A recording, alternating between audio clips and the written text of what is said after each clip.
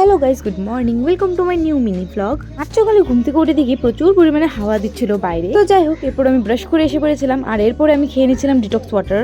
এরপর খেয়ে নিয়েছিলাম এবিসি জুস। এগুলো রেসিপি আমি পরে শেয়ার করবো, ফার্স্টে রেজাল্ট পেয়ে নিই তারপর শেয়ার করবো। ডিটক্স ওয়াটারটাও অল্প নর্মালি ছিল, বাট এবিসি জুসটা অনেক খেতে খারাপ ছিল, মানে বিটের জন্য অনেক খারাপ হয়ে গেছিল। তো তাই এরপরে আমি এক টুকরো আপেল খেয়ে নিয়েছিলাম এন্ড এরপর আমি টিভি দেখছিলাম। আর এদিকে কিন্তু কামকাজ পড়ে রয়েছে, তো পট করে বিছানাটা উঠে ফেলেছি।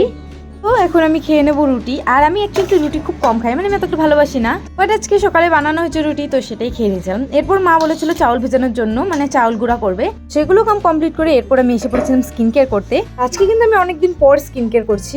তো যাই হোক, এরপর আমি স্নান করে এসে পড়েছিলাম। আর জানো তো, আজকে কিন্তু সকাল থেকে হাওয়া দিচ্ছে, প্রচুর পরিমাণে হাওয়া, ঘর বাড়ি একদম ধুলো ধুলো হয়ে গেছে, মানে ঘরের দরজা জানলা কোনো কিছু খোলা রাখা যাচ্ছে না। দেখতেই পাচ্ছ কি পরিমাণ ধুলো হয়েছে। তো যাই হোক, এরপর টিভি দেখে দেখে আমি ভাত খেয়ে নিয়েছিলাম আর ভাত খেয়ে আমি ঘুমিয়ে পড়েছিলাম।